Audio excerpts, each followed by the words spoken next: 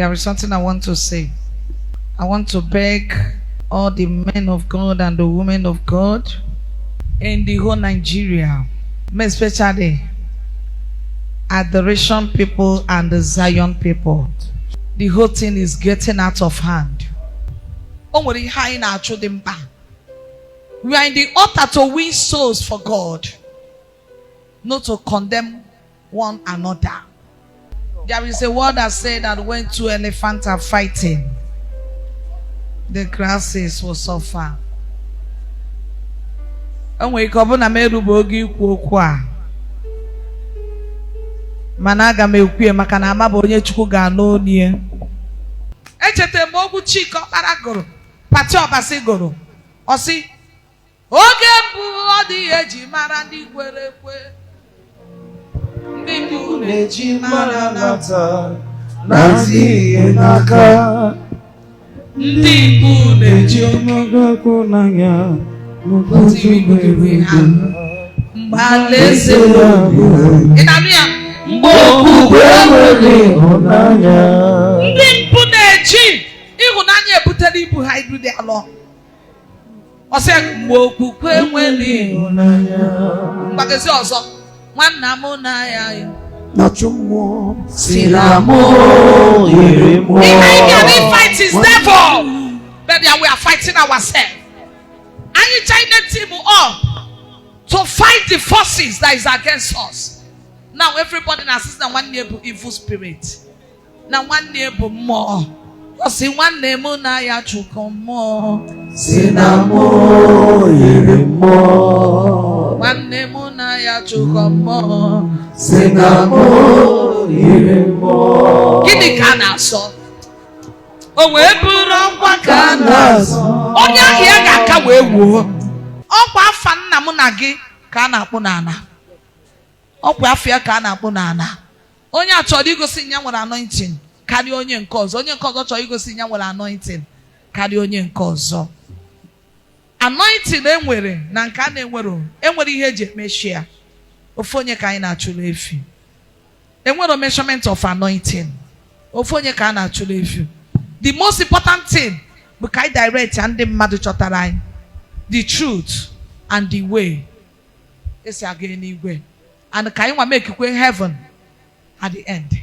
I beg you people. And all the Nigeria bloggers. Ana m ayọ ha. Na ọ bụrụ na ọ ga-ekwu omume ha hapụ chọọchị aka. Eje kọta ebe a sị na Mbaka kwuru nke a. Eje kọtụta ebe a sị na Ebuka ekwu nke a. O nwere ike ọ bụrụ okwu Chukwu nkịtị ka onye ọbụla na-ekwu. Eje kọpịta ya. Pestere anyị ndị chọrọ ịnụ ihe anyị ga-anụ. It's not about them. It's about the members. It's about the kingdom of God. I know I said something before now. Mana ihe m kwuru bụ eziokwu. Somebody may say that I'm trying to condemn others. I did not condemn them. Ihe m kwuru bụ na ọ bụrụ na ị mara ọ bụ na ị nwere call ibu amụma ka ebe ị nwere call. Tell the members the truth. Don't present yourself as if you are the God. Onwe ndị ekpere ndị otu anyị megoro onwe ha ka ha bụrụ chi nyere ndị members. Apụta gwa gị na ọha nwa bụ onye amụma gị. O nwere onye bụ onye amụma gị. Apụta gwa gị na ịbọsị ị ga-ahapụ gị nwụọ asị. Na ịhapụ ministry eje ministry ọzọ nwụọ asị. Mmadụ atinyere gị fear na ime. You may have fear because you are not reading the Bible. Go and read your Bible so that you will know your words. You will know your words. You will know your authority. So that when somebody will push you, you can push back. Our interest is no longer in Bible. Our interest is in prophecy and the miracle. That miracle will fail one day and prophecy will fail. The only thing that you can hold is word of God. I'm not in a church today, but I want to beg everybody, let's end this war. If everybody now on internet, maybe one year made mistake. apart from the Adoration and the Zion, everybody is fighting each other. It's not about knowing who you are. It's not about how many followers that you have. It's not about how many members that you have. It's about how many people did you lead to Christ. How many people? Just to make name. Let's leave this battle and focus in God. No problem carrying around us. Let's save them. I'm saying this thing in tears on a wute. Although na bukwa oga na nke abụ nke apostle na nke abụ nke onye Apollos.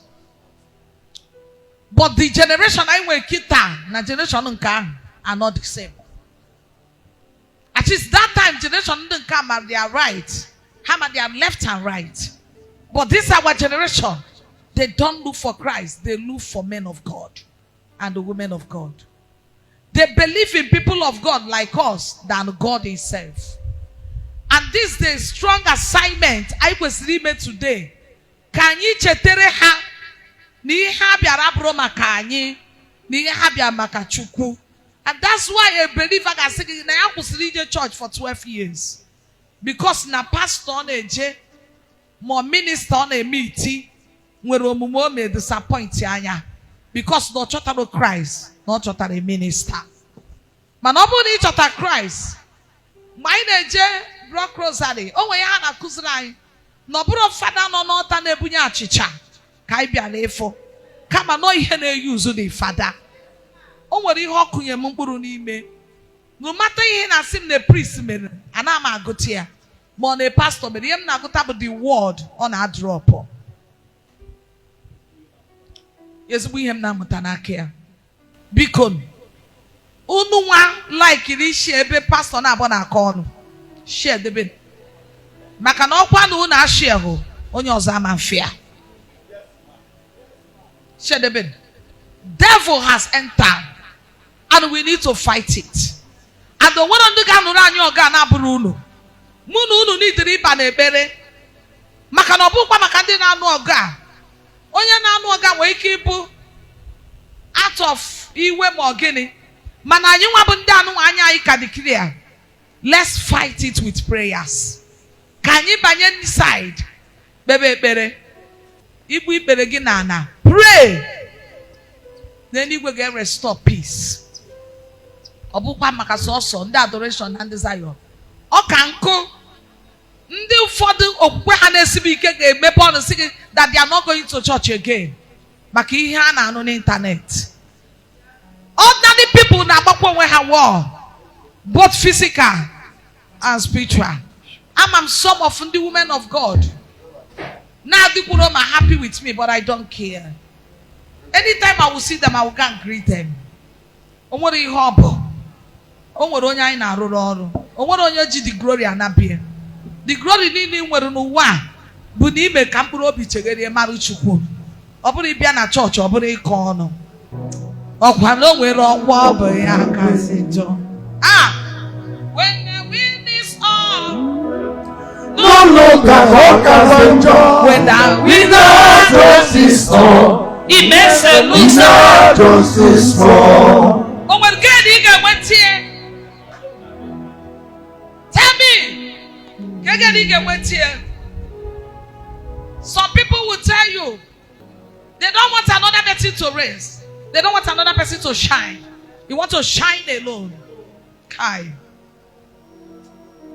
Agwamunu na titles that they move him. Bishop, Pope, Apostle doesn't move me. How do you serve your members?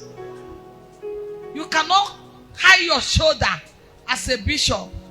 You have to look like people in a minister too. Don't be greater than them. They must have access to.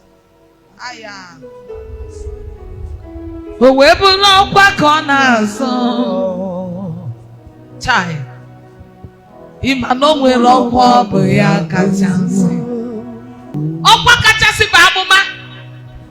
Everybody wants to be a prophet and a prophetess. Some people have soro ebe a kpọrọ onye ọzọ. Omanyi ọnụ adịghịzị ka o kwesịrị ịdị. There is some people that can minister through songs. There are some people can minister through usher. There are some people, the Bible says, they will have many gifts of the Holy Spirit. But among all these, that the greatest is love. I pray in the house of God today that love will reign again. Amen. Pastor na 12 people past TBA program. I can't wake up all members here. Kai. Trust and now. There is no trust in the house of God. Why are you afraid? Naga members again. Do you know why some of them are afraid? You're only afraid when your spirit is empty. You don't know. You're only afraid because you have nothing to offer. And give one agent at church in mother targeting somebody's members. Let me tell you, anybody seen another church, if you ask your member is not your member. One day, I'm gonna have another ministry. This is for sure. They are there to destroy you. I remember 1 year, my pastor from grammar school, Jempe ministry. I called it too much. If you want me to say that the brother I'm here do to her. Or not with me, man, I'm here. Ekuchite me na azua. If you call me chin and sing up with Flonia, no man me here do to her. Or not with me, man, I'm here. Some members, devil is using them. It's ishi. Have forgotten that maybe in had they was access to meet some men of God. They have entered internet. Judgment is waiting for somebody. Kingdom of God make caricature. It is a yemi hegu maka answer on your internet. Maka okupu internet. I want to say this in a loud voice. Enough is enough. Can happen here. Can not change to the kingdom of God. Christ in the bezawa.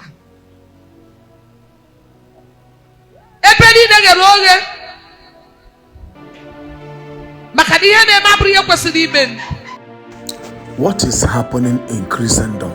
What is happening? May God have mercy upon the generation